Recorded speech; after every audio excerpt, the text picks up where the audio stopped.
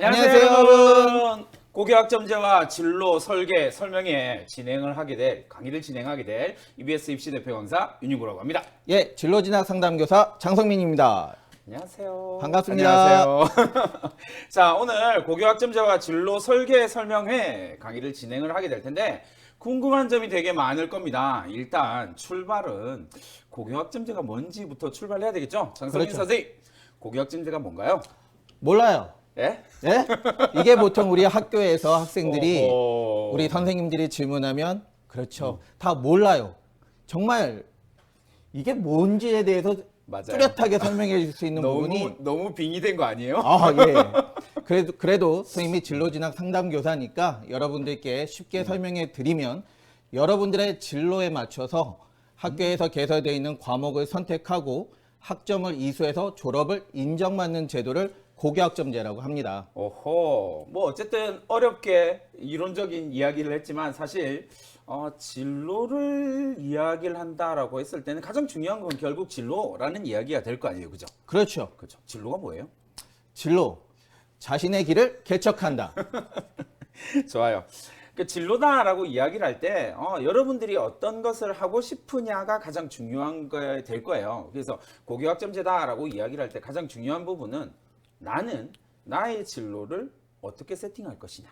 이게 가장 중요하겠죠. 그런데 현장에서 만나는 고등학생들은 진로 계획이 없단 말이에요. 아, 그렇게 너무 무시할 필요는 없는데요.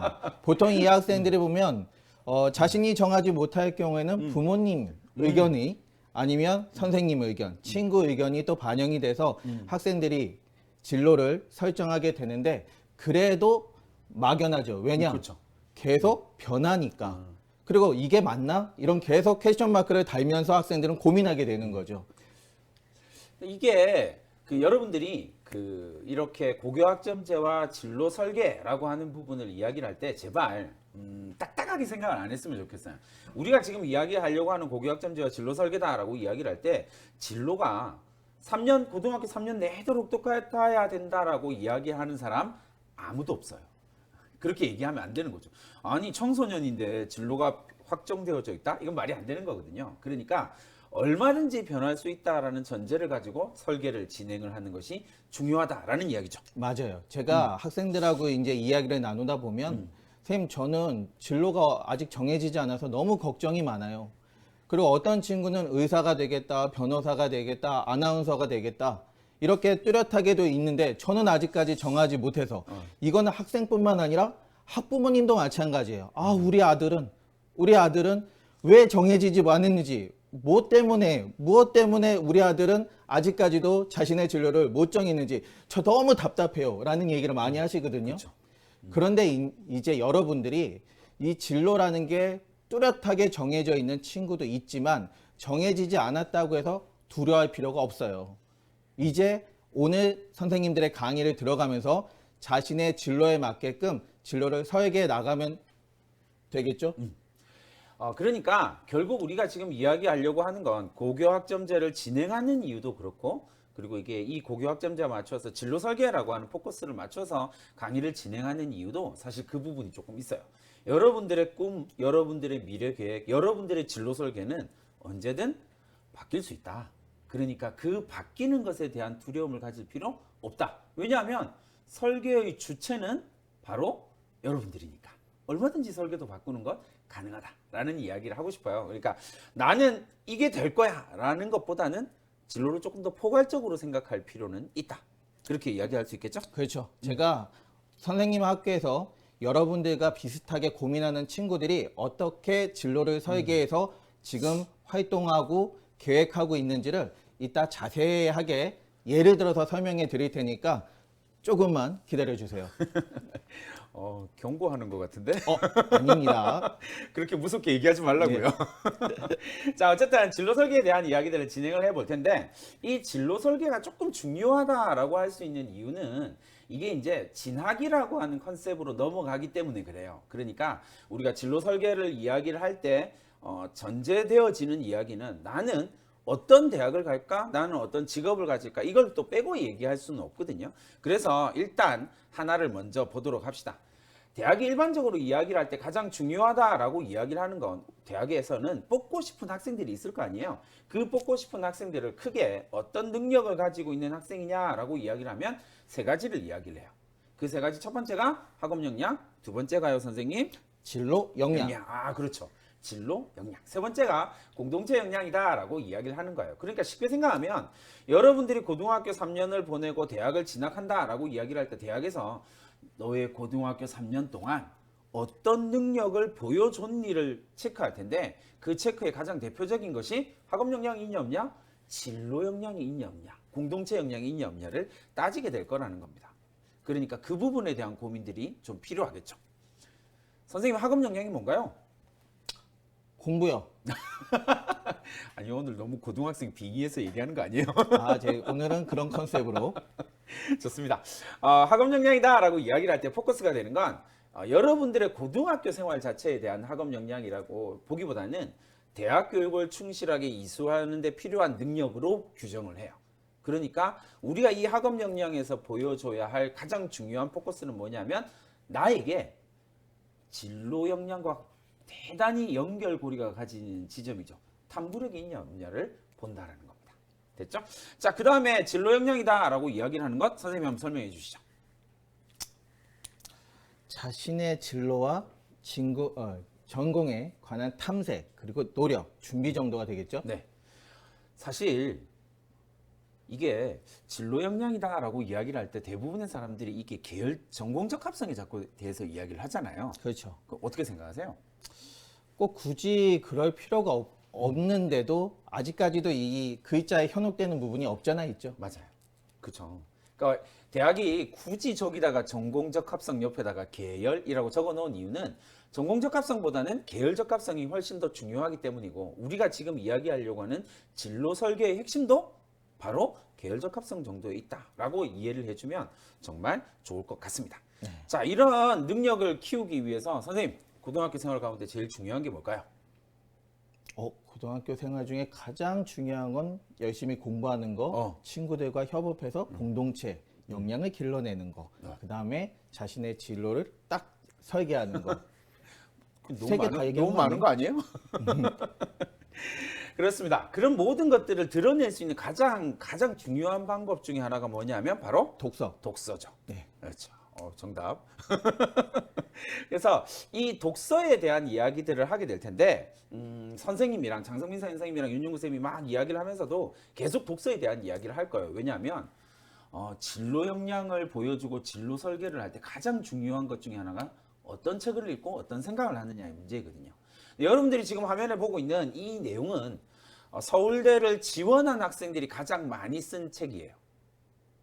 근데 이게 여러분들이 흔히 말하는 베스트셀러라고 이야기를 하는 것들이 여기 다 들어가 있죠. 근데 실제로 서울대를 합격한 학생들의 책을 보면 조금 다른 이야기를 하고 있다는 거죠. 그러니까 이 부분이 우리가 진로 설계를 할 때 가장 중요한 부분이에요. 서울대에 이야기하는 건 여러분들이 어떤 대학을 가든 이런 컨셉으로 다 보고 있기 때문이다 라고 생각하시면 돼요.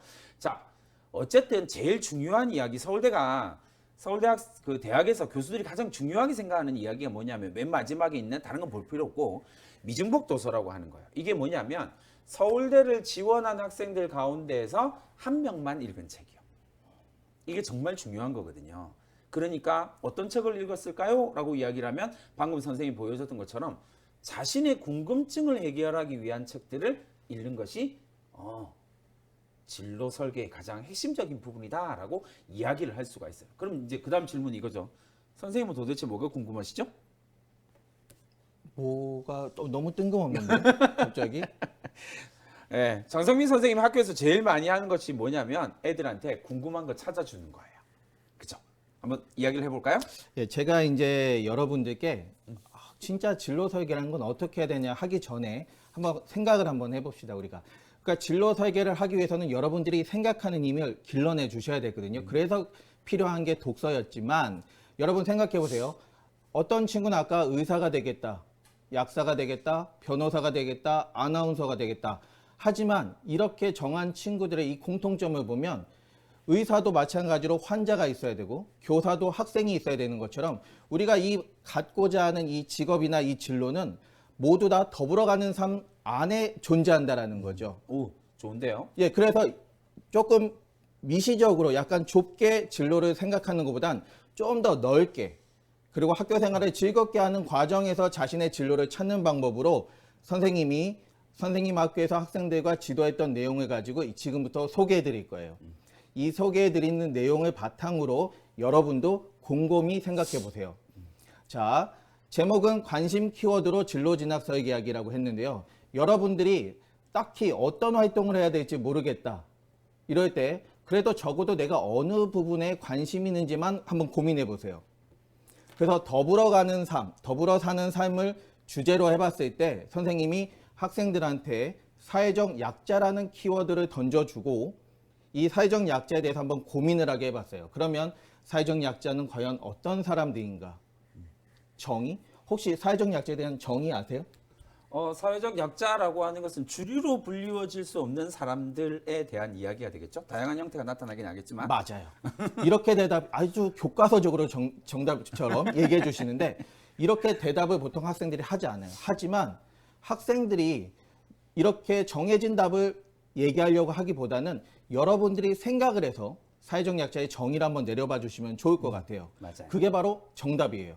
그런데 이제는 조금 학생들이 그래도 대답을 좀 할 수 있게끔 해보면 사회적 약자의 정의는 잘 떠오르진 않지만 사회적 약자 하면 바로 떠오르는 인물들은 있을 거 아니에요. 그렇죠. 누가 사회적 약자인지에 대한 개념은 좀 많이 갖고 있죠, 이제 학생들이. 맞아요. 그래서 어떤 친구들은 장애인을 이야기도 하고 난민을 이야기도 하고 되게 다양하게 얘기를 하는데 이게 바로 이제 두 번째 어떤 이분들의 어려움이 있을까에 대해서 리서치를 해보고 자신의 경험들을 생각해보게 하는 거예요. 지금 맨 위에 보이시는 자료는 외면받는 저상버스라는 뉴스 자료를 통해서 이 저상버스에 잘 오르지 못하는 불편함을 겪는 휠체어를 탄 이 분들에 대한 이야기고 시각장애인들에게 어려운 키오스크 내용 그 다음에 우리가 혹시 윤용호 선생님 네. 편의점 가보셨나요? 네. 편의점 갈 때 시각장애인의 입장에서 생각했을 때 편의점에 딱 들어가서 콜라 골라낼 수 있나요? 없지 않을까요? 이런 고민부터 이걸 어떻게 해결할까 이것부터가 바로 여러분들의 진로를 설계하는 거의 주제 첫 번째 주제가 또 될 수 있다라는 거죠. 시작점이 될 수 있다. 자, 그래서 이제 우리 학생들한테 이렇게 제시를 했을 때 이렇게 다양한 활동들을 하거든요. 근데 첫 번째 외면받는 저상버스와 관련해서 한 친구의 활동을 한번 같이 보여드리려고 해요.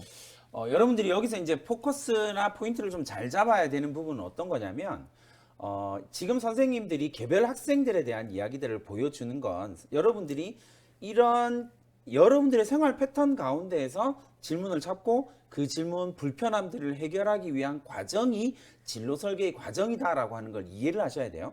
그걸 정말 보통의 학생들의 케이스로 찾아보자라고 이야기를 하는 거예요. 일단 보도록 합시다. 예, 아직 우리 근데 진로 하는데 아직 뚜렷하게 내가 무엇이 되겠다 없어요. 자, 그거에 중점을 주시고 사회적 약자라는 키워드를 가지고 이제 나가는 거예요. 자, 사회적 약자에서 우리가 저상버스, 그래서 저상버스의 문제점을 파악하고 그 다음에 탐구 동기를 보이는데요. 지금 보시면 오른쪽 화면에 사진 보이시나요? 그렇네요. 어떤 어려움이 있어 보이죠? 이게 저상버스에서 내려왔을 때 보도블록으로 올라갈 수 없는 구조가 만들어져 있는 거네요. 그렇죠. 저기서. 버스가 출발하면 큰일 나죠. 예, 이런 그러네요. 문제들, 네. 이런 문제들을 보고 이것을 저상버스와 관련된 법규를 저상버스 제작 업체는 과연 지키고 있는지, 버스 정류장의 위치가 저상버스를 탈 수 있는 위치에 있었는가에 대해서 고민을 해볼 수 있다라는 거죠. 이거는 교과서에서 배울 수 있는 게 아니에요. 여러분들이 이런 호기심에서 시작이 될 수 있고, 그 다음에 요즘에는 다양한 자료가 공개되어 있죠. 그래서 저상버스에 관련 법규를 직접 여러분들이 찾아보고 그 다음에 그 버스의 회사에 전화를 직접 해서 관련 법규를 준수하고 있는지 여부를 확인할 수 있고 근데 여기서는 아이들이 보통 좀 두려워하기도 해요. 이분들이 과연 대답을 해줄까? 맞아요. 예. 하지만 전화를 하면 대부분의 열심히 민원으로 해결되는 아, 거니까. 예. 그래서 대부분 의견을 다 주신다는 그럴 거죠. 수밖에 없겠네요, 그죠? 예, 그러면서 이제 학생들이 그런 자료를 데이터를 바탕으로 계속 고민하게 돼요. 그래서 자신이 살고 있는 지역의 버스 정류장들을 확인하고 불편함을 확인하게 되겠죠. 그리고 나서 이제 우리 이 친구들이 한 거는 조금 빨리 넘어갈게요. 그래서 잘 지켜지고 있는 버스 정류장과 잘 지켜지고 있지 않은 버스 정류장을 구별해서 배리어 프리 지도를 제작하고 이것을 관공서에 알리고 이런 활동을 진행한다라는 거죠. 자, 이것은 이런 활동을 하다 보면 아직은 뚜렷하게 내가 어떤 진로를 할지 고민하지는 않지만 이 활동을 통해서 여기서 또 이제 재미있는 건 우리 서울시 교육청이 정보를 너무 많이 또 오픈해주고 있거든요. 바로 여기서 보면 서울 진로진학정보센터를 가보거나 그 다음에 어디가 여기를 들어가 보시면 대학의 학과에 대한 정보들이 자세하게 소개가 되어 있어요. 또 대학들마다 RO이라든지 홈페이지에 되게 많은 정보들을 탑재해 놓고 있는데 여기에 직접 여러분들이 들어가면서 여러분들의 지금 관련된 활동과 함께 내가 어느 학과를 지원할 수 있는지에서 직접 확인하는 게 중요해요. 당연히 진로 선생님들이 어디 가라든지 진로진학정보센터를 안내는 해주지만 들어가는 거는 사실 여러분들이 직접 해주셔야 돼요. 그리고 나서 내가 지금까지 한 활동이 어느 학과랑 연관이 있는지를 직접 찾아주셔야 이게 바로 진로 설계가 된다는 거죠. 그러니까 결국은 학생이 어떤 활동을 하느냐가 포커스가 되는 거다, 그죠? 그렇죠. 그래서 누군가가 이걸 도와준다라고 하기보다는 이 학생이 각자의 길을 찾아내고 그래서 내가 어떤 액션을 취하는 것, 그게 진로 설계에서 가장 중요한 부분이다라고 이야기를 할 수는 있겠네요. 그렇죠. 좋습니다. 자, 그럼 방금 선생님이 장성민 선생님이랑 이야기를 했던 부분들을 이제 한번 정리를 해볼게요, 여러분. 이게 선생님들이 어떤 걸 여러분들한테 이야기를 해주려고 하는 거냐면 이른바 뇌의 신경 가소성이라고 하는 거예요. 여러분들의 뇌 구조는 뭐 뉴런이라고 하는 것들이 존재를 하고 그것이 연결되어서 시냅스를 형성하게 될 텐데 포커스는 두 번째 나오는 그림을 잘 보시면 첫 번째는 각각 떨어져 있던 뉴런이 선생님이 장성민 선생님 방금 이야기했던 것처럼 새로운 무언가를 접하는 순간 여러분의 뇌 안에서 새로운 신경망 뉴런 시냅스가 형성이 되어진다는 거예요. 근데 이게 그 다음에 반복되어지면 어떤 일이 생기냐면 견고한 사고 패턴이 만들어지게 돼요. 그러면 계속 생각의 패턴이 남들보다 훨씬 빨라지게 된다는 겁니다. 근데 역시 마찬가지로 이건 사용하지 않으면 점점 흐릿해지겠죠. 그러니까 장성민 선생님이랑 선생님이 지금 여러분들한테 진로 설계에 대해서 이야기를 하는 핵심 중에 하나는 여러분들이 여러분들의 뇌를 사용하고 그리고 끊임없이 왜라고 하는 질문을 던지는 것 자체가 중요하다는 거예요. 사실은 진로 설계의 가장 핵심적인 부분이거든요. 내가 이게 왜 불편하지? 그렇죠. 그러면서 경험을 해야 되는 맞아요. 게 중요하다는 거죠. 그 경험이 새로운 사고 패턴을 만들게 되는 거거든요. 그러니까 그 부분을 여러분들이 꼭 기억을 해줬으면 좋을 것 같습니다. 자, 그러면 이제 선생님 이야기로 다시 넘어가서 그러니까 선생님이 방금 장성민 쌤이 이야기했던 것처럼 여러분들의 관심사에서 나의 의문점을 찾고 그 의문점에 한 걸음 더 들어가서 어떤 액션을 취할 것인지에 대한 고민까지 갔어요. 그 다음에 이제 대학 자료들, 어디가 자료들, 그리고 서울대 아로리 웹진 뭐 이런 자료들을 찾아보면서 그렇다면 이 문제를 해결하기 위해서는 어떤 과를 가야 되지? 그렇죠. 이 질문을 던질 수 있는 거죠. 그리고 이제 바로 고교학점제가 들어오는 거예요. 고교학점제는 처음에 말씀드렸잖아요. 여러분들의 진로에 맞춰서 다양한 과목을 선택을 한다고 그랬잖아요. 근데 이제 여러분들이 이제 가장 고민하는 게 어떤 과목을 선택해야 될지 모르겠다라는 거거든요. 맞아요. 그게 제일 큰 고민이죠. 예, 근데 이게 서울시 교육청에서 이미 자료를 엄청나게 주고 있는데 문제는 현장에서 학생들이 그걸 직접 찾아가서 보질 않는다라는 거죠. 선생님들이 아무리 소개해줘도 여러분들이 직접 찾아가서 보는 자료만 못하다라는 거예요. 결국에는 내가 스스로 찾아서 내가 경험하지 않은 경험은 경험이 아니라는 되는 거거든요. 그래서 나름대로 지금 서울 진로진학정보센터에 들어가시면 이렇게 서울 선택 과목에 대한 안내서가 있고요. 그 다음에 더 중요한 거는요. 우리 학교에 어떤 과목이 개설되어 있는지를 알아야 되잖아요. 맞아요. 그게 바로 교육과정이에요. 교육과정은 여러분들이 고등학교에 입학할 때 입학 설명회 하면서 많이 들으셨을 거예요. 근데 지금 그때 듣고 지금은 모르겠다. 어디에 들어가면 되냐? 바로 고등학교 홈페이지에 들어가면 됩니다. 근데 이게 여러분 잘 생각하셔야 되는 건 앞부분에 내 관심사를 찾아내서 궁금증을 찾고 불편한 점을 해결하고 이런 것도 다 동일한 이야기이긴 하지만 교육과정 표를 보는 건 되게 딱딱하고 재미없는 거예요.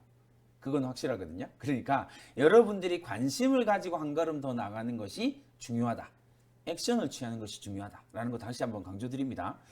여기서 네. 또 하나 더 아까 윤용우 선생님께서 말씀해 주신 우리가 진로만 바라볼 수가 없거든요. 바로 진학도 연관성이 있기 때문에 이 진학을 절대 또 놓치면 안 되는 거예요. 그러면 대학들은 또 재밌게 홈페이지에 다 오픈해 줬어요. 우리 학과를 지원하려면 적어도 이런 과목은 꼭 들어주고 오세요라고 이미 안내를 해줬다는 거죠. 그게 가장 대표적으로 서울대 홈페이지에 가보면 이런 자료들이 업데이트가 돼 있어요. 그러면 이런 자료들을 확인해서 아 내가 적어도 기계공학부를 진학하고 싶다면 적어도 고등학교 과정에서 어떤 과목들은 반드시 이수해야 되는구나 라는 걸 확인하셔야지 정말 좋아하는 것만 선택했다가는 지원조차 하기도 힘들어질 수 있는 일이 그렇죠. 발생합니다. 그러니까 고교학점제다라고 이야기를 할 때 어떤 과목을 선택할 것이냐는 매우 중요한 이슈일 수밖에 없어요. 그러니까 어떤 과목이 있는지를 아는 것도 중요하고 또 내가 다니고 있는 고등학교 내지는 내가 앞으로 가게 될 고등학교에 어떤 과목이 개설되어져 있는지도 중요해요. 그런데 문제는 여기 있어요. 내가 고등학교를 진학하고 내가 다니고 있는 고등학교에 내가 듣고 싶은 과목이 없어. 그럴 수 있죠. 그렇죠. 과목 수가 워낙 많으니까 개별 학교에서 이걸 다 개설할 수는 없거든요. 그러면 이제 여러분들이 서울시에서 만들어내는 공동교육과정이라고 하는 걸 신청해서 들으면 돼요. 그러니까 방법은 여러 가지가 열려 있거든요. 내가 어떤 액션을 취하느냐에 따라서 방법이 달라질 수 있다라고 하는 것들을 정확하게 인지하는 과정은 꼭 필요한 것 같아요. 그렇죠. 그러니까 여러분들이 바로 실천하는 게 되게 중요해요. 정보는 되게 다양한데 그런 정보들을 가지고 본인이 직접 자꾸 찾아가면서 노력해 주시는 부분이 필요합니다. 그렇게 해서 이제 과목을 선택하게 하는데요. 지금까지 과정이 선생님도 선생님 학생들한테 이렇게 안내를 해줬어요. 그리고 이제 여러분들이 관심 키워드를 잡고 그 관심 키워드를 토대로 활동을 진행하면서 진행하는 이 경험 속에서 내가 어느 학교에 어느 학과에 관련된 활동을 하고 있는지 내가 이런 과도 갈 수 있는지 저런 과도 갈 수 있는지를 고민하게 한다는 거죠. 근데 여기서 이제 또 질문할 게 있어요. 사회적 약자를 키워드로 줬는데 왜 갑자기 기계공학부, 전기전자공학부도 가능하다고 하는지 이런 친구도 많이 묻거든요. 맞아요. 자, 그러면 기계공학부는 어떤 학생들이 어떤 활동을 하는 학생들이 또 여기를 지원할 수 있을까요? 사회적 약자와 관련되어진 기계를 만들 수 있겠죠? 그렇죠. 좀 전에 저상버스 했을 때 휠체어만을 가지고 또 관찰하다 보면 좀 더 기능이 업그레이드 된 턱을 넘을 수 있는 그렇죠. 턱을 넘을 수 있는 휠체어? 그렇죠. 그러면 바퀴가 로봇처럼 막 올라갈 수 있는 그런 방법도 있네요. 그렇죠. 이런 창의적인 생각도 여러분들도 할 수 있고 실천할 수 있다라는 거죠. 그래서 이미 우리가 가지고 있는 소견이 조그만 해가지고 정보가 조금 해가지고 이걸 가지고 내가 진학할 수 있는 과가 한정되어 있다 생각할 필요는 없어요. 이게 우리가 지금 하고 있는 시대는 융합적인 시대. 맞아요. 그렇기 때문에 문과, 이과 구별도 없는 세상이잖아요, 지금요. 근데 학생들은 자꾸 구분하려고 그래요. 아니에요. 문과든 이과든 융합적인 걸로 다 연결이 가능하다. 이게 이제 진학이라고 하는 영역으로 넘어가게 되면 이게 지식의 확장이라는 단어로 사용이 돼요. 융합이라고 하는 단어도 사용되지만 정확하게는 개별 고등학생이 가지고 있는 지식을 어떤 식으로 어떤 영역으로 확장해 갈 것이냐에 대한 질문이거든요. 근데 이제 고등학생 정도 되면 어떤 현상이 생기냐면 A는 A고 B는 B야라고 하는 고정관념이 좀 생기게 돼요. 국어는 국어고 영어는 영어고 과학은 과학이야 뭐 이렇게 고정관념이 좀 생기게 되는데 이게 학문의 영역으로 들어가게 되면 이 경계가 조금 애매해지거든요. 경계가 느슨해진다라고 생각하시면 돼요. 그러니까 고교학점제가 가지고 있는 가장 강력한 장점은 뭐냐면 학문과 학문 간의 과목과 과목 간의 경계가 조금 느슨해진다라고 생각을 하시면 돼요. 그러면 지식의 확장이 조금 더 쉽게 일어나게 되겠죠. 예를 들어서 이렇게 생각해봐요, 여러분. 난 생명공학을 전공으로 할 거예요. 난 생명공학과를 꿈꾸고 있습니다. 그러면 이 학생한테 가장 중요한 과목은 뭘까요? 생명과학이요. 근데 생명과학을 전공으로 하는 이 학생한테 어떤 학생에게는 컴퓨터가 훨씬 더 중요한 과목이 될 수 있다는 거예요. 왜요? 이 학생의 진로의 끝에는 뭐가 있냐면 생명과학의 영역에 있어 계산생물학자라고 하는 꿈을 가지고 있거든요. 그러면 이 학생은 생명과학도 중요하지만 계산생물학, 컴퓨테이셔널이거든요. 그러니까 유전적인 정보들을 컴퓨터 처리를 해주는 생명과학자. 그러면 이 학생한테 그 컴퓨터 능력이라는 게 엄청 중요할 수밖에 없다는 거죠. 이렇게 학문의 경계가 조금 희미해진다라고 하는 걸 조금 이해를 하셔야 돼요. 그걸 대학에서는 지식의 확장이다라고 이야기를 한다면 여러분들이 고교학점제를 학점을 선택하고 과목을 선택하면서 이런 지식의 확장이라고 하는 영역들을 충분히 고민하고 검토해야 될 필요는 있다라고 이야기를 할 수 있을 것 같아요. 예, 여기서 윤윤구 선생님이 말씀해 주신 생명과학부에서 지금 컴퓨터 쪽도 중요하다고 하지만 이렇게 바라보는 시각이 무조건 옳다라고만 바라볼 수는 없는 세상인 거예요. 왜냐? 영어도 중요하거든요. 이 생명과학의 베이스가 결국에는 원서를 읽어낼 수 있는 능력도 되게 중요하거든요. 그러니까 중요한 건 여러분들이 어떻게 그것을 설계하느냐가 포커스가 된다는 거예요. 그렇죠. 방금처럼 고정돼서 가는 게 아니라 우리는 다른 과목을 또 연결시키고 가면서 융합적인 사고로, 융합적인 활동으로 이어질 수 있도록 하는 그런 사고가 되게 중요하다는 거예요. 자, 그 다음에 이제 얘기해 주세요. 그렇게 생각하고 난 다음에 이제 하나만 딱 짚고 넘어가면 여러분들이 고등학교에 딱 올라갔을 때 가장 크게 실수하는 것 중에 하나가 뭐냐면 교과, 비교과를 구분하는 거예요. 사실 교과 활동은 이거고요. 비교과 활동이 이거예요 라고 하는 구분을 하기 시작하면 방금 이야기했던 것처럼 지식의 연계라고 하는 지식의 확장이라고 하는 것이 딱 끊어지거든요. 분절되어져 버리거든요. 그러니까 여러분들이 고등학교 생활을 할 때 교과든 비교과든 둘은 항상 크로스 체크가 되게 되어져 있거든요. 그러니까 둘은 항상 왔다 갔다 해야 된다는 거예요. 구분하지 말고 여러분들이 설계를 할 때 필요한 건 이런 거예요. 그러니까 예를 들어서 내가 방과학교를 학교에서 했다면 거기서 독서를 진행한 거, 그 다음에 그 독서에서 자본주의의 한계에 대한 고민을 했고 자본주의의 한계를 해결하기 위해서 복지 영역으로 복지에 대한 관심을 가지게 될 거고 그럼 복지를 해결하기 위해서 자본주의를 보완할 수 있는 프로그램은 뭐야? 라고 하는 관심을 가지게 되면 그것이 공유경제라고 하는 것으로 이어지게 될 거고 그런 공유경제의 다양한 여러 가지 사례 가운데서 서울시가 하고 있는 따릉이에 대한 심층 분석을 해볼 수도 있을 거고 이 심층 분석을 대상으로 여러분들이 살고 있는 지역의 공유센터에 대한 문제점을 분석하고 대안을 제시하는 과정이 있을 수 있을 거란 말이에요.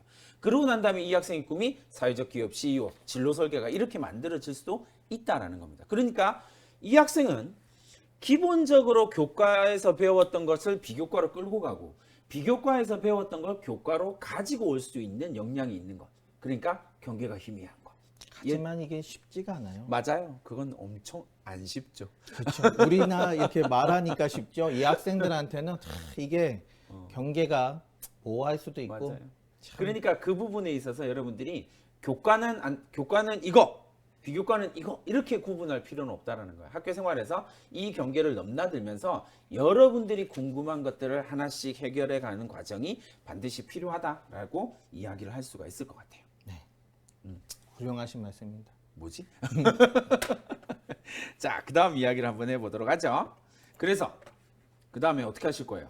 이어져서 마찬가지로 이렇게 고민한 선택을 했으면 그 선택한 과목 내에서 여러분들이 열심히 또 경험을 해주시면 돼요. 이게 바로 교과, 비교과. 그래서 이제 학교마다 나름대로 여러 가지 다양한 프로그램들이 있거든요. 그래서 동아리 활동이라든지 뭐 특화 프로그램들이 다 존재할 거예요. 그런데 적극적으로 참여해서 교과, 비교과 구분하지 않고 열심히 경험해 주는 게 되게 중요하다라는 거죠. 그게 가장 큰 포인트예요. 그러니까 여러분들한테 이제부터는 선생님이 이 강의를 처음에 의뢰를 받고 우리 학생들한테 얘기를 했어요. 선생님이 우리 서울시 교육청에서 이런 진로 진학 설계를 해줘야 되는데 고교학점제 연관해서 근데 너희들과 함께 우리가 한번 먼저 만들어 보자. 그래서 한번 오픈해 보자. 우리도 할 수 있어. 너희도 할 수 있다라는 걸 한번 보여주자. 그래서 저희 학생들하고 열심히 한번 달려봤어요. 자, 그래서 첫 번째로 이제 한번 보여주고 싶었던 게 이 부분이에요. 자, 학생의 관심사를 봤을 때 이 친구는 2016년도에 경주에서 일어났던 2017년도 포항에서 일어났던 지진. 이때 이 친구들이 바로 초등학생이었대요. 근데 그동안의 지진에 대해서는 그렇게 큰 의미를 안 뒀었는데 이런 거를 뉴스를 통해서 접하고 나서는 아, 심각하구나. 그리고 나서 이제 지진 피해 사례에 대해서 조사를 하게 되는데 이 시점부터 학교에서도 지진 대피 요령이라든지 지진 관련된 교육을 많이 했던 기억나시죠? 맞아요. 네. 네. 그러고 나니까 이 친구가 교육을 많이 듣는데 보통 친구들은 흘려듣겠죠. 여전히. 근데 이 친구는 이 생활 속 안전교육이라는 이런 지진 관련된 교육을 들으면서 한번 고민을 해본 거예요. 아, 왜 자꾸 지진이 발생하면 책상 밑으로 숨으라고 그러지? 그리고 그렇죠? 예, 머리 위에 가리라고 그러지? 머리를 가리라고 그러지? 이걸 고민한 거예요. 왜 똑같은 많은 교육 자료들이 왜 이렇게 대처를 하라고 할까? 근데 대부분 학생들은 그냥 무심코 넘어가거든요. 그냥 무심코 바로 책상 아래로 들어갔는데 이 친구는 고민을 한 거예요. 왜 그럴까? 맞아요. 그게 제일 중요하죠. 그렇죠. 이 문제 제기가 가장 중요한 거예요. 당연한 걸 당연하게 받아들이지 않는 것. 그렇죠. 그런데 여기서 무슨 생각을 했냐면 이 친구가 그거에 대해 고민하다 보니까 지진으로 인해서 진동이 일어나고 그래서 물체가 낙하하면서 머리에 피해를 그래서 쓰러질 수 있다라는 거죠. 그렇기 때문에 지진이 발생할 때 진동을 조금 줄일 수 있다면 자연재해가 그렇게 호락호락은 하지 않지만 이 친구의 아이디어는 그 진동을 좀 줄일 수 있다면 우리가 좀 그건 좀 획기적인데요? 그렇죠. 그리고 나서 이 친구가 바로 액션, 행동으로 옮긴 거는 바로 내진 설계가 되겠군요. 내진 설계에 대해서 공부를 해요. 근데 여러분들 보면 내진 설계라는 용어는 많이들 들어보고 사용하는데 이 안에 구조, 그래서 내진 구조, 재진 구조, 면진 구조 이런 건 처음 듣죠? 네. 저도 이 친구 때문에 처음 알게 됐어요. 내진 설계하는 과정에서 내진 구조라든지 재진 구조, 면진 구조가 있는데 이것들이 다 특징이 있다라는 거죠. 이게 이제 교사를 하면서 제일 그 재밌는 부분 중에 하나가 이런 것 같아요. 학생들의 진로 설계를 막 이렇게 같이 고민을 하다 보면 정말 잡학다식이 되어 가고 있어요. 그렇죠. 모르는 게 없어 이제. 오히려 저희도 학생을 통해 경험을 하게 되면서 맞아. 엄청 공부를 하게 되니까. 배우게 되는 거죠. 근데 여기서 이 친구는 또 다른 고민을 한 거예요. 자, 어떤 고민이죠? 초고층 건물 딱 생각해 보세요. 강풍에 의해서 흔들리잖아요. 그렇죠. 네. 쓰러지나요? 안 쓰러지죠. 안 쓰러져요. 왜 안 쓰러질까? 또 고민을 한 거예요. 왜 안 쓰러지죠? 예, 저도 이 친구 때문에 알았는데 바로 궁금하네. 액체 동조형 기둥 댐퍼라는 이러한 모양의 옥상에다가 설치를 해서 이 안에 U자관 안에 들어가 있는 건 바로 여기 자세히 그렇죠. 물의 관성을 이용해서 바로 건물의 중심을 잡아준다는 거예요. 그래서 초고층 건물에는 이러한 공법이 있고 신기하네. 이 친구는 이러면서 나름대로 논문까지 막 열심히 찾아 읽은 거예요. 이렇게 자기 주도적으로 학습을 해나가는 게 되게 중요하다라는 거죠. 아니 그런데 이 정도 논문 읽고 할 정도면 공부를 엄청 잘하는 학생 아니에요? 그렇지 않아요. 아니요? 학업적 역량은 우리 우선은 오픈하지 않겠어요.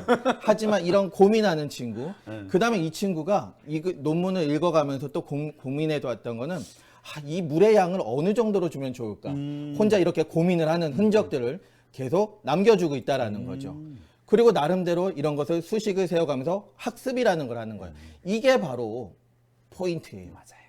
이게 바로 좋아하는 관심 키워드 관련된 활동을 하면서 진학까지 이어질 수 있는 부분. 그러니까 이게 여러분들도 진로 설계라고 고교학점제 그리고 과목 선택, 진로 설계 뭐 이런 거 이야기를 하면서 자꾸 여러 가지 뭐 이런 것들을 어설픈 것들을 고민을 하는데 이 진로 설계의 핵심은 뭐냐면 내가 관심이 가는 건 그걸 공부해 보자라는 거예요. 그게 제일 중요한 거거든요.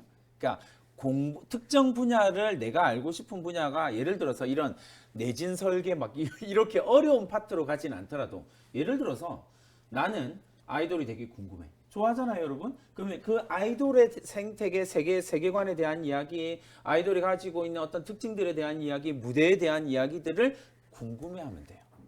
그 궁금함을 해결하는 과정을 진로 설계라고 보는 거거든요.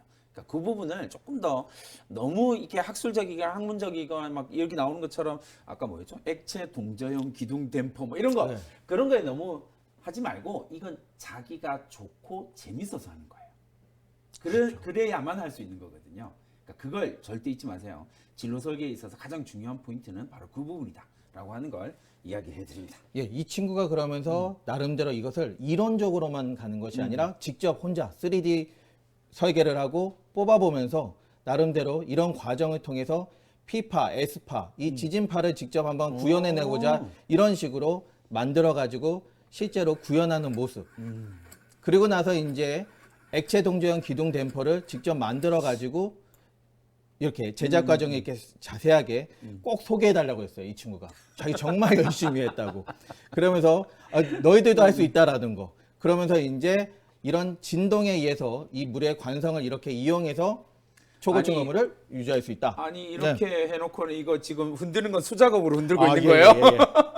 자, 이 과정이 충격적인데? 맞아요. 근데 완성품을 우리가 보지 않았는데 이 친구 여러분들이 제일 고민하는 게 뭔가를 보여줄 때 완성품을 뭔가 보여주고 싶어 하는데 맞아요. 절대 그렇지 그러면 않아요. 안 돼요.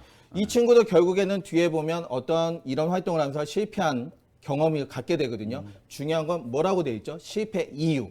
이것에 대해서 또 분석하는 게 중요하다라는 거죠. 그러니까 이게 그 이제 중학생, 예비 고등학생, 뭐 고등학생들을 만나보면서 선생님들이 느끼는 불편함은 뭐냐면 발표해봐 내지는 이거 한번 해보자라고 이야기를 할 때 여러분들은 자꾸 실패하면 어떡해요?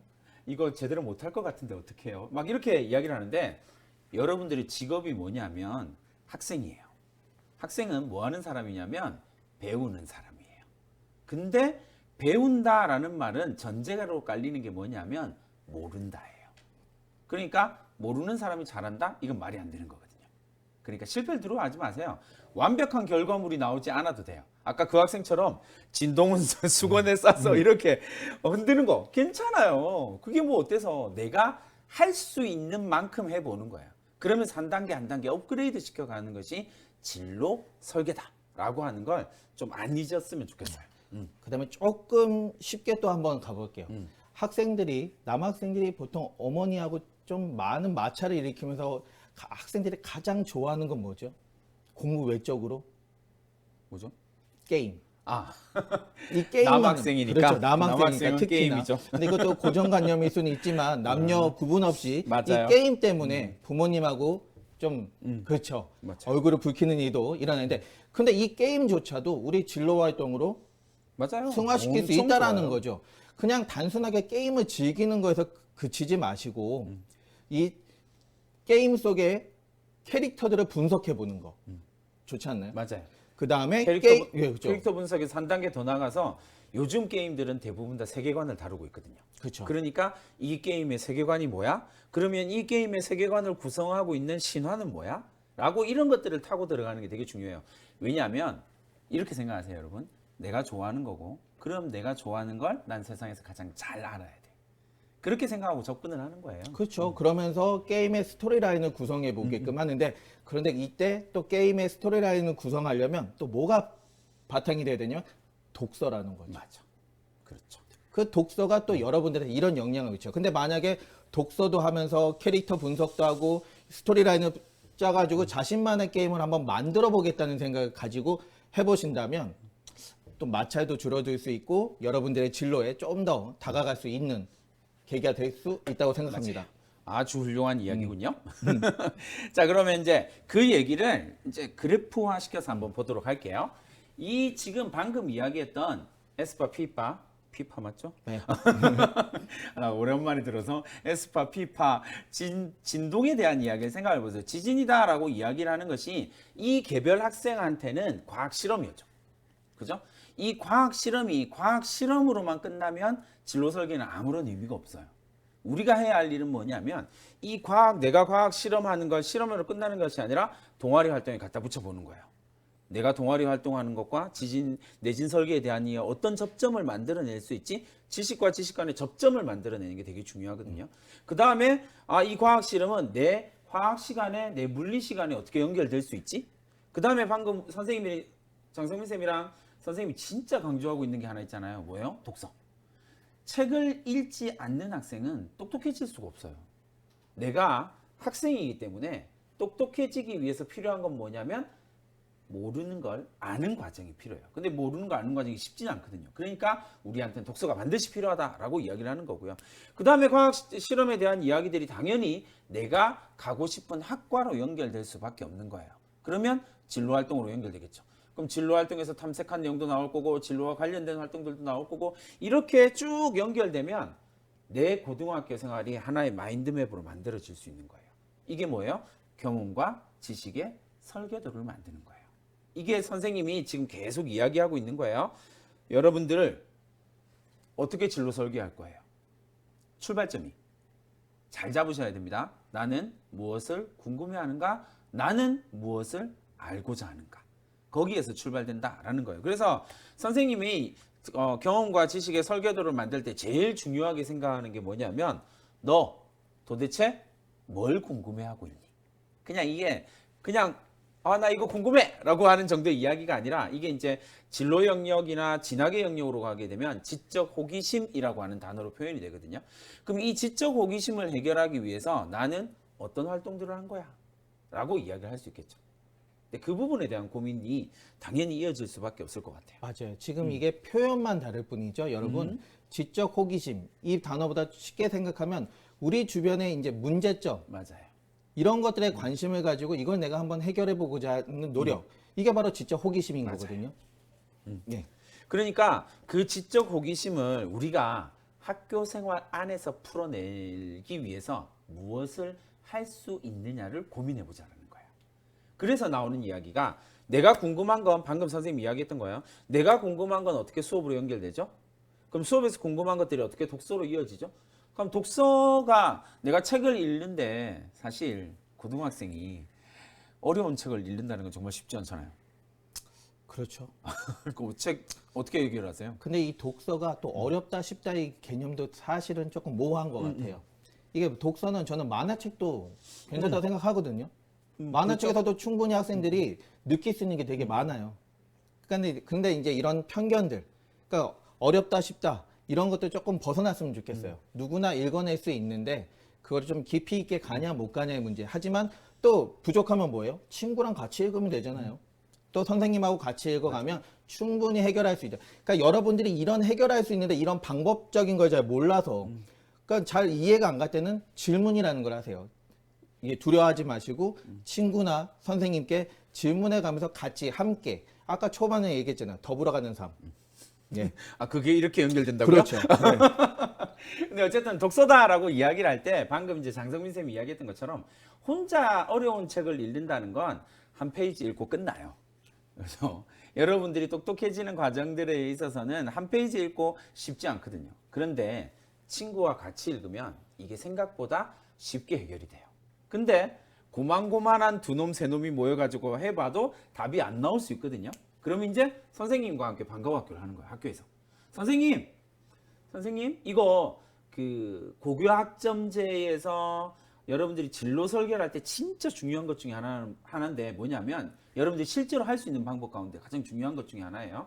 가장 쉽게 할 수 있는 방법. 뭐냐면요. 학교에서 선생님, 저랑 책 같이 읽어주세요. 저 이 책 너무 어려운데요. 선생님 이 책 한번 같이 읽어주세요. 저랑. 방과학교. 되게 중요하거든요. 그러니까 여러분 주변에 여러분들이 만날 수 있는 사람 가운데서 가장 똑똑한 사람은 학교 선생님. 그러니까 선생님과 함께 어려운 책, 전공서적을 읽어보는 거예요.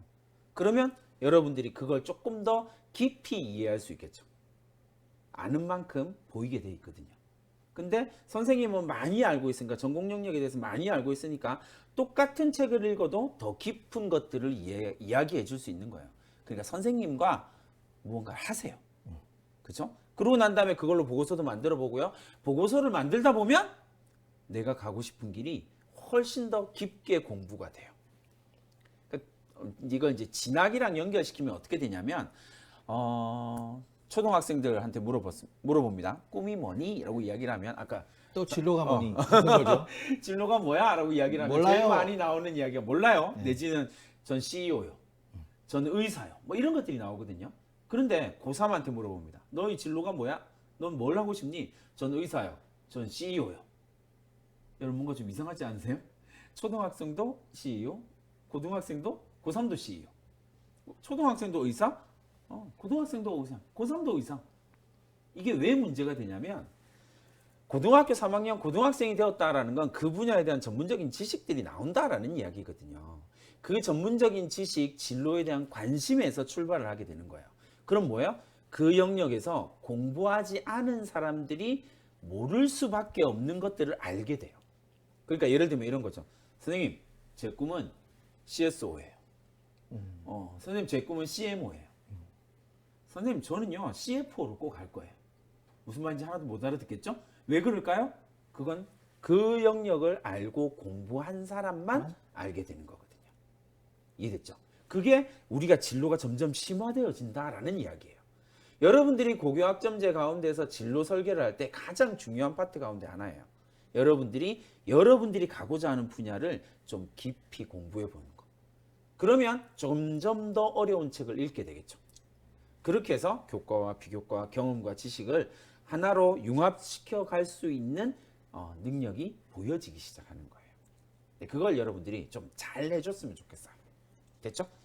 자, 그 다음에 선생님 이야기 좀 더 할 게 있나요? 그럼요. 우리 애들이 얼마나 많이 준비를 했는데요. 이거 좀 제 거 좀 보여달라고 얼마나 빨리 많은. 해주세요. 자, 이제 좀 또 쉬운 얘기, 쉬운 부분. 그러니까 어떤 활동을 또 해야 될지에 대한 고민을 할 때 여러분들 교실 안에서 한번 볼까요? 교실. 교실에 다 칠판이 있잖아요. 그 칠판에서 보면 이 화이트 보드판이라든지 칠판을 보다 보면 빛 반사가 좀 있어요. 맞아요. 예. 근데 이 친구들은 그래서 이쪽 교실 구석탱이 있는 학생들은 칠판이 안 보이죠. 그렇죠. 또 성적이 안 나오면 전 칠판이 안 보여서 그렇게 핑계가 또 될 수 있단 말이죠. 근데 이 친구들은 그런 핑계를 대는 학생이 있다고요? 예. 그래서 화이트보드판에 이 빛 반사 문제를 한번 해결해 보겠다. 그래서 되게 예. 신박한 접근인데요. 그렇죠. 그러면서 바로 이제 학생이 무엇에 대해서 공부를 하기 시작하냐면 바로 빛. 그 다음에 물리에서 나온 반사 이런 것들을 공부를 하기 시작을 한다는 거죠. 그리고 나서 이제 이중슬릿 실험이라든지 이런 것들을 직접 한번 해보고 그 다음에 화이트보드판에 다 뺏겨내더라고요. 이 친구들이 너무 반사가 심하니까 제가 새롭게 한번 붙여보겠습니다. 그러면서 새로운 재질의 그렇게 하다가 화이트보드 못 쓰게 되는 거 아니에요? 담임선생님한테 허락을 받았어요.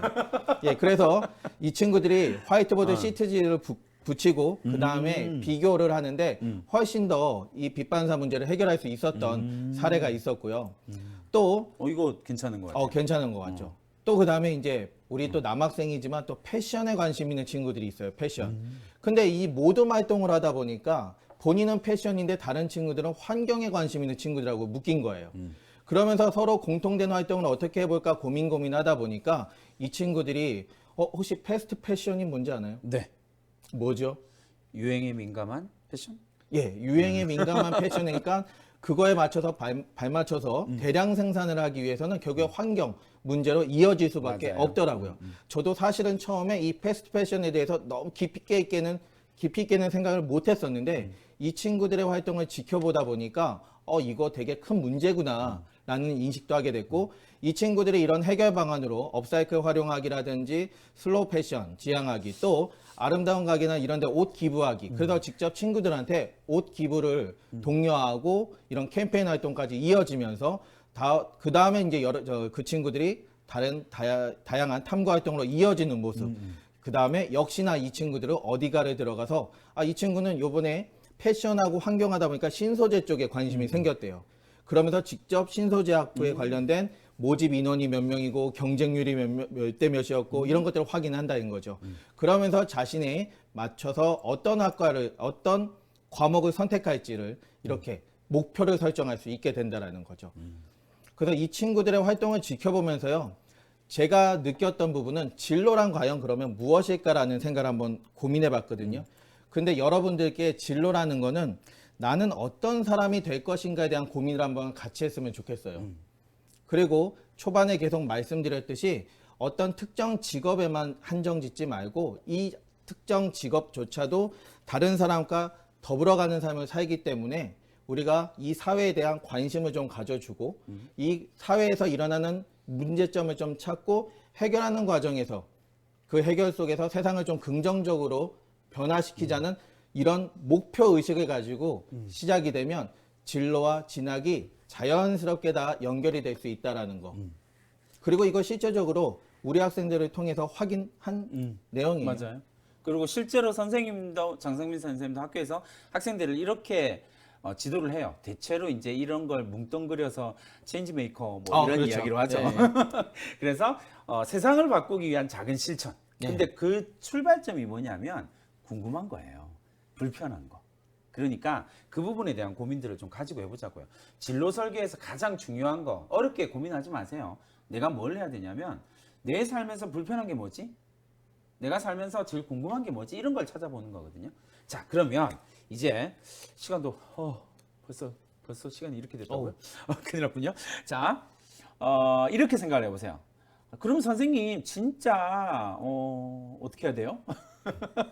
라고 하는 걸 선생님이 이제 과정 중심으로 한번 보여드릴게요. 어떻게 세팅을 하는 거냐면 예를 들어서 여러분들이 심리학과를 가고 싶다라고 생각할 수 있겠죠. 뚜렷한 목표나 어떤 궁금증이나 뭐 이런 것들이 나오진 않은 상황에서 나는 막연하게 심리학과를 가고 싶다 내지는 화학과를 가고 싶다 자기 학과들이 나올 수는 있잖아요. 그러니까 이건 이제 반대의 케이스라고 생각하시면 돼요. 우리가 지금 궁금증을 타고 들어가서 학과를 선택을 했다면 반대로 나는 이 학과에서부터 출발해 보고 싶은데 이런 것도 가능하다라는 거예요. 그렇죠. 그렇죠? 역으로. 심리학에 대해서 이야기를 하고 싶다면 이제 그 방법을 알려드릴게요. 심리학을 난 가고 싶다라고 생각하면 그 다음에 여러분들이 해야 될 건 뭐냐면 그 대학에서 가장 중요하게 생각하는 뽑고 싶어하는 인재상은 뭐지?를 찾아보시면 돼요. 그리고 그 능력을 찾아가는 거거든요. 그러니까 예를 들어서 고려대학교 심리학과다라고 이야기를 하면 이 고려대학교 심리학과에 인재상으로 3가지가 나와요. 선생님 한번 읽어주실래요? 열정적 호기심, 차가운 이성, 뜨거운 가슴. 이게 도대체 뭐야? 그죠? 이게 이제 이렇게 여러분들이 인재상을 보면 되게 추상적이란 말이에요, 다들. 열정적인 호기심, 차가운 이성, 뜨거운 가슴. 진짜 좋은 말은 다 갖다 놓은 것 같잖아요. 그런데 왜 대학이 이렇게 제시를 하냐면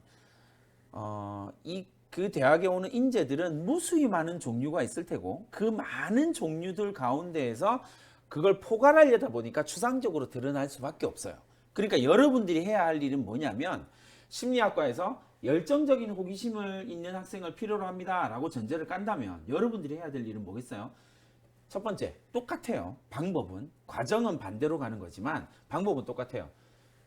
열정적 호기심이 뭐죠? 이걸 질문을 던지는 거예요. 여러분 나름대로 열정적 호기심에 대한 정의를 내리는 거예요. 그리고 그 열정적 호기심을 보여줄 수 있는 방법을 찾아갈 수 있는 방법을 고민하는 거죠. 이건 앞에서 선생님들이 이야기한 거 완전 역순이긴 해요. 그러나 어떤 방향에서 진로 목표를 설정하든 여러분들의 출발점은 그게 뭐죠? 공부한 진로. 요것이면 된다라고 여기서 저 잠깐 이야기를 얘기해도 해주고 싶습니다. 되나요? 네네네. 좀 전에 지금 선생님 학생들의 그런 사례를 다시 한번 기억해 보시면 이 3가지 중에 2가지는 딱 들어갈 수 있는 게 맞아요. 보이시죠? 네. 근데 저희 지금 심리학 얘기하지 않았고 그 친구들이 심리학 고민도 하지 않았었어요. 맞아요. 하지만 이렇게 우선은 과를 배제하고서 다시 원래대로 얘기해 드리면 열정적인 호기심과 뜨거운 가슴을 가지고 이렇게 한 활동도 충분히 이런 학과도 다 갈 수 있다라는 맞아요. 거죠. 그래서 선생님이랑 장성민 쌤이 맨 앞에 처음에 얘기했던 거예요. 고교학점제 진로 설계는 좀 포괄적이어도 돼요. 우리가 반드시 특정 학과 이렇게 전혀 오히려 계열적 합성, 계열에 맞는 역량 이런 것들이 훨씬 더 설득력이 있는 거거든요. 그러니까 진로 설계를 나는 무조건 구체적으로 이렇게 가는 것이 아니라 좀 포괄적으로 여러분들의 어떤 특정한 역량을 보여주기 위한 활동 계획을 짜는 것도 대단히 괜찮다라고 하는 걸 이해를 해주시면 좋을 것 같습니다. 그래서 사실 그렇게 해서 심리학의 영역만 봐도요. 선생님이 앞서 이야기했던 것처럼 심리학의 영역만 봐도 옛날에는 심리학 이러면 다 상담 심리학. 그렇죠. 나랑 상담을 해볼까요? 뭐가 어려우세요? 막 이런 거 했었거든요. 근데 요즘은 이 상담 심리학의 영역이 엄청 크진 않아요. 요즘에 심리학의 영역의 가장 큰 영역은 뭐예요? 뇌가. 그렇죠. 뇌과학이요. 뇌인지. 사람은 지금 여러분들이 있는 모니터를 어떻게 인식하느냐를 고민하는 거예요. 이게 왜 중요하냐면 이게 인공지능이 이걸 인지하는 방법을 연구를 해야 되거든요. 그러니까 이게 심리학이랑 맞닿아 있는 거예요. 뭐랑? 인공지능이랑요. 맞닿아 있을 수밖에 없거든요. 그러니까 그걸 연구하는 게 뇌인지 과학이 되는 거예요. 이해되셨죠? 그러니까 여러분들이 생각하는 학문의 영역은 점점 넓어지고 융합적이 되어질 수밖에 없다라고 하는 걸 이해하는 것이 대단히 중요합니다. 자, 이제 정말 시간 많이 됐으니까 하나만 더 이야기를 해봅시다. 이제 선생님이 지도한 학생들 봅니다. 이 학생은 잘 보시면 과학 관련 동아리를 했고요. 적정기술 관련 봉사활동을 했고, 적정기술 관련 소논문, 에너지 관련 특강, 공적개발 원조, 환경불평등. 선생님, 문과일까요? 이과일까요? 아, 그런 거 안 되죠, 요즘은. 저 당황했어요. 좋아요. 순간 넘어갈 뻔했습니다. 그래요. 이 학생은 2015 개정 교육과정 전 학생이에요. 이 학생은 여러분들이 보기에 대단히 이과스러운 이공계열 학생처럼 보이겠지만 실제로는 문과 학생이었어요. 근데 봐봐요. 이 학생이 1학년, 2학년 동안 과학과 관련된 거, 적정기술과 관련된 거, 에너지와 관련된 것도 열심히 공부했단 말이에요. 그러면 이 학생이 인문계열에서 어떤 학과를 선택할 수 있을까에 대한 고민은 당연히 나타날 수밖에 없어요. 답이 없어 보이잖아요. 학생부를 보면 진짜 답이 없어 보이긴 하잖아요. 그러나 출발점은 어떻게 되냐면 질문이에요. 과학 관련 동아리 왜 했어? 질문. 이 학생이 스스로 하지 않은 질문을 2학년 끝날 때쯤 하는 거예요. 적정기술 관련 봉사활동은 왜 했니? 에너지 기술 관련 특강은 왜 들었어? 지나간 여러분들이 활동했던 것들에 대한 질문을 하는 거예요. 왜냐하면 앞서 우리가 이제 이렇게 진로 설계를 다 지금 고등학교 2학년, 1학년, 2학년이 듣고 있다면 진로 설계를 세팅을 하고 쭉 준비해가는 학생들도 있겠지만 상당수의 학생들은 그렇게 하지 못하거든요. 그렇다면 여러분들이 뒤돌려서 생각을 해보는 거예요. 나는 내가 했던 활동을 분석하는 거죠. 왜 했지? 왜 했지? 왜 했지? 이걸 하다 보면 공통점이 하나 나고 접점이 나올 수밖에 없거든요. 왜냐하면 그 많은 분야 가운데에서 내가 궁금했던 게 이거였기 때문에요. 그러니까 여러분들의 활동을 분석하는 순간 여러분들이 어떤 것들이 궁금한지 공통점이 딱 보일 수밖에 없는 거예요. 이런 질문들을 쭉 하면 이 학생은 꿈이 진로가 딱 선명하게 나와요. 뭘 하는 학생이냐면 자원개발 전문가가 되고 싶은 학생이에요. 저 앞에 것들과 쭉 연결해서 이러이러한 것들을 하고 싶은 일들이 쭉 나오죠. 그럼 이 학생은 어떤 학과를 가면 될까요? 라고 하는 질문이 그 다음이에요. 그럼 이제 진로가 진학으로 연결되는 포인트가 되는 거죠. 어떤 학과 보내면 될까요? 문과예요. 아, 그래요? 또 난감한데요, 이건. 자원개발 그렇죠. 전문가. 똑같이 질문하는 거예요. 그러면 되게 단순한 질문들이에요. 왜냐하면 진로든 진학이든 우리의 삶과 이렇게 동떨어져 있지 않거든요. 그러면 이제 되게 단순한 질문을 하죠. 우리나라를 기준으로 자원이 가장 많은 나라는 어딜까요? 우리나라를 기준으로 해서 근처에서 자원이 가장 많은 나라는 중국, 그리고 러시아. 엄청난 자원을 갖고 있으니까. 그러면 이 학생은 어디로 가게 되냐면 러시아 어문학과를 가게 되는 거예요. 그러니까 러시아 어문학과는 러시아어 학과가 있고 러시아어 문학과가 있거든요. 그러니까 한 학과에 두 개의 전공이 있다라고 생각하시면 돼요. 이 학생은 러시아어과를 간 거거든요. 그러니까 이 학생이 이미 활동했던 것들을 분석하고 이유를 묻고 하는 것만으로도 이 학생은 자기의 길을 찾아낼 수가 있다라는 걸 이해를 해주시면 돼요.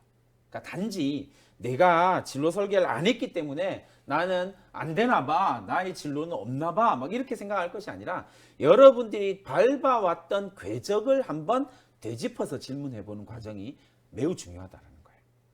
알겠죠? 그렇게 여러분들이 생각을 해주시면 좋겠습니다. 선생님께서 지금 질문하니까 제가 지금 하나 딱 생각이 난 게 있어요. 번뜩 생각나는 거 지금 중요한데. 이 강의를 듣고 있는 초등학생, 중학생, 고등학생, 또 학부모님도 똑같은 제가 질문을 한번 던져볼게요.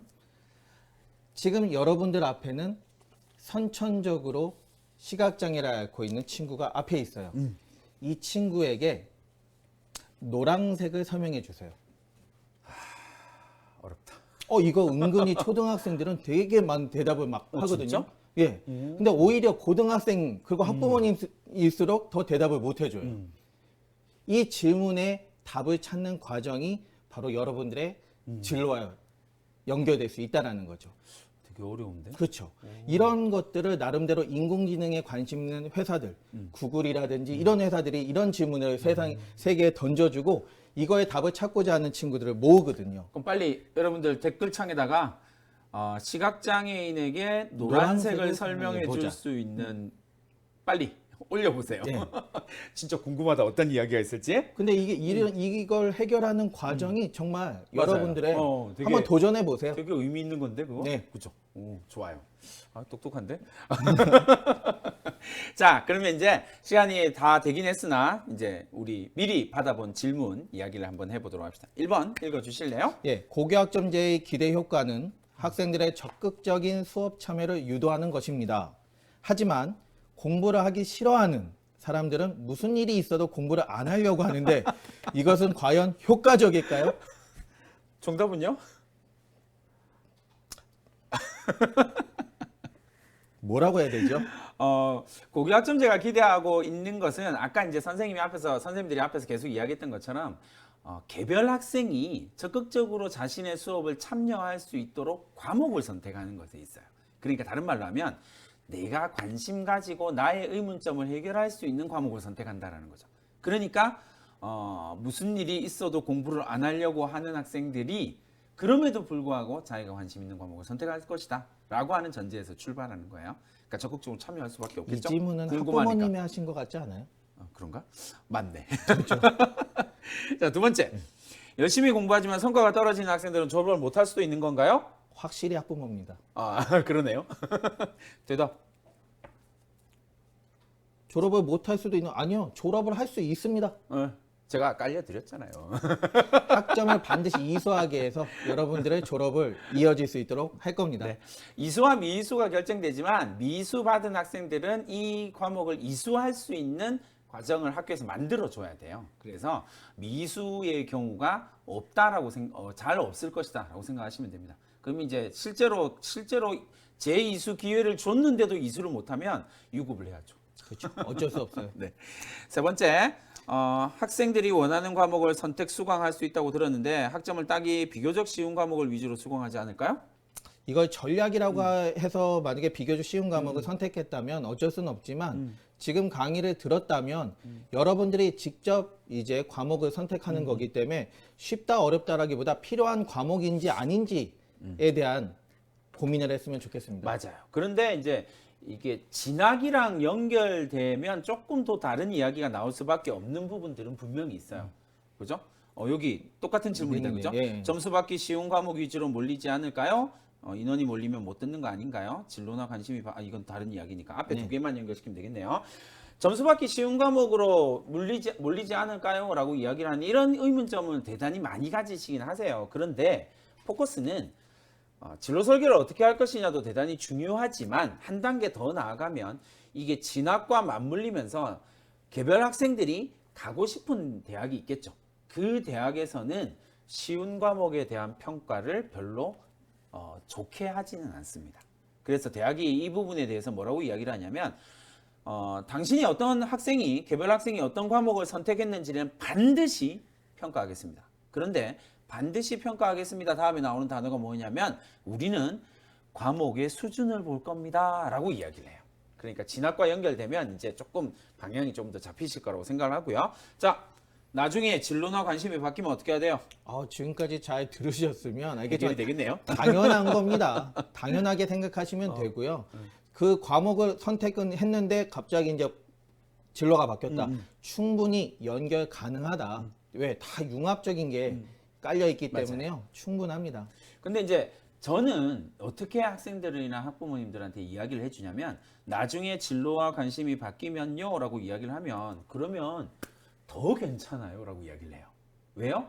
이 학생이 A라고 하는 영역, 의사라고 하는 영역이든 생명이든 영역이든 생명을 진로를 목표로 해서 1학년 동안 열심히 공부했잖아요. 근데 2학년 때 컴퓨터 쪽으로 갔어요. 그렇다면 이 학생은 자기가 잘 알고 있는 영역이 두 개가 생긴 거예요. 그렇죠.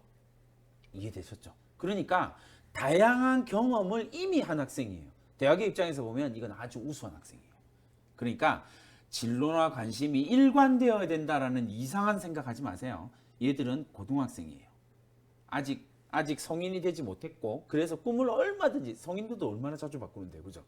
그렇죠. 게다가 진로나 관심이 바뀌면 되게 두려움이 많은 것 같아요. 그렇죠. 새로운 걸 해야 된다고 네. 생각하니까 아니에요.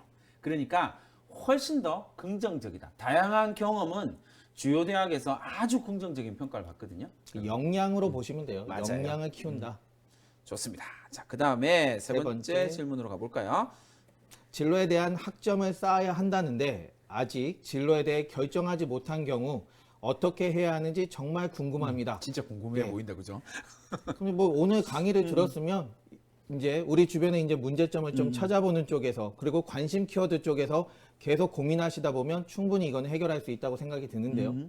그래서 이렇게 생각을 하시면 돼요. 아직 진로에 대한 고민을 하지 못했어요라고 이야기를 하는 건 사실 크게 문제가 되지는 않습니다. 왜냐하면 대학은 진로를 보는 건 아니거든요. 그 학생들한테 제가 뭐라고 이야기를 하냐면 고민하지 마라. 너희들이 살아갈 세상은 직업이 선생님들 때처럼 한 직업에 20, 30년 이렇게 그렇게 살지 않는다. 직업이 계속 바뀔 거야. 그러니까 고민하지 마. 네가 지금 하고 있는 고등학교 때도 1년짜리 진로만 나오면 돼. 그럼 뭐 하기 위해서? 나의 궁금증을 해결하기 위한 1년짜리 진로. 그거면 충분해요. 그러니까 진로에 대해서 결정하지 못했어? 아무 상관없어요. 그러면 경험을 좀 많이 쌓는다는 방향으로 맞아요. 나가면 될 것 같아요. 그게 제일 좋아요. 그러니까 1년짜리 진로. 아, 난 올해는 이거를 궁금하니까 난 올해는 이것만 해결할 거야. 이것도 그렇죠. 정말 괜찮은 진로 설계가 돼요. 알겠죠? 그런 부분들을 고민하시면 됩니다. 앞서 문제와 연결시킨다면 이렇게 이야기할 수 있겠죠? 진로를 바꾸는 건 어떤 문제도 없습니다. 좋아요? 네. 진로 선택 시 대입에 유리한 과목 선택을 하려면 어떻게 해야 하나요? 대입에 유리한 과목을 선택한다라고 이야기를 하는 건 이제 어떤 대입이냐가 조금 중요하겠죠. 진학의 영역으로 가게 되니까 어떤 대입이냐에 따라 조금 다르긴 한데 앞서 이제 얘기했던 것처럼 이 학생이 자신의 역량을 과목으로 선택을 하는 거, 선택 과목으로 선택을 이제 보여주는 거거든요. 근데 조금 과목 수준을 따져보는 게 조금 중요합니다. 왜냐하면 나의 궁금함을 해결해 가다 보면 점점 더 난이도 높은 과목을 선택할 수밖에 없거든요. 그러니까 유리한 과목이다라고 이야기를 하는 건 역량을 드러낼 수 있는 과목이어야 되고 그 역량을 드러내는 과목은 대체로 과목 수준이 높을 수밖에 없다라는 이야기를 할 수 있겠네요. 아까 그 지진 활동한 친구 기억나시죠? 그쵸. 그 댐퍼를 만들려면 나름대로 미적분도 공부를 해야 되고 물리적인 개념도 되게 필요하거든요. 네. 그렇기 때문에 그런 거에 지적 호기심을 또 채우기 위해서 그런 과목을 또 선택해 들어가야 된다는 되게 중요한 겁니다. 네. 자, 좋습니다. 이제 이렇게 해서 질문까지 다 마무리를 지었습니다. 마지막 인사말 한번 해주실까요? 정리 멘트 한번 해주세요. 다시 한번 말씀드릴게요. 아까 다 마무리를 딱 했는데 네. 진로를 너무 어렵게 생각하지 마시고 나는 어떤 사람이 될 것인가. 또 우리가 가는 이 직업이라든지 이 진로는 더불어가는 삶 안에 존재한다라는 것. 그렇기 때문에 우리 주변에 계속 관심 가지시고 거기서 문제 찾고 해결하는 노력에서 여러분들의 진로가 만들어질 수 있다. 그 다음에 아까 노란색 설명하기 다시 한번 고민해 보시면 빨리 될 댓글 것 같아요. 올려주세요. 예. 자, 선생님은 마지막 멘트를 이렇게 한번 고민을 해봤습니다. 여러분들이 고등학교, 중학교 때도 그렇지만 고등학교 올라가서 고교학점제 과목 선택이라고 하는 이슈까지 있으면서 공부가 사실 어렵다라고 생각이 될 거예요. 근데 여러분, 공부가 어려운 이유가 하나 있어요. 이게 뭐냐면 여러분들이 어렵다라고 생각하기 때문에 그런 거거든요. 왜냐하면 이 그래프를 잘 보세요. 여러분들이 공부에 대한 관점은 어떠냐면 내가 열심히 100만큼 노력하면 성적이 100만큼 나올 거야.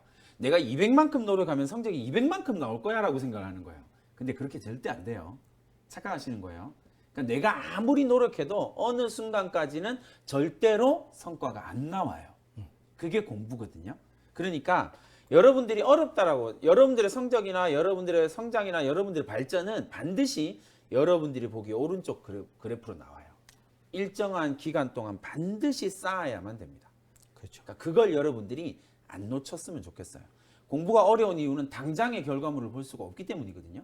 근데 그래 당장의 결과물이 볼 수가 없으니까 난 이 1년 동안 이 주제를 가지고 이렇게 설계해서 나의 역량을 증명하고 나의 역량을 키워갈 거야 라고 생각하고 끊임없이 질문하고 답을 찾아가는 멋진 고등학생이 되었으면 좋겠습니다. 그래서 아름답게 과목도 선택하시고 그리고 여러분들의 진로 역량, 진로 설계 역량도 완벽하게 증명하는 그런 멋진 고등학생들이 되기를 바라면서 선생님들의 강의를 마무리 짓도록 하겠습니다. 고교학점제와 진로 설계 설명회 이렇게 마치도록 하겠습니다. 안녕.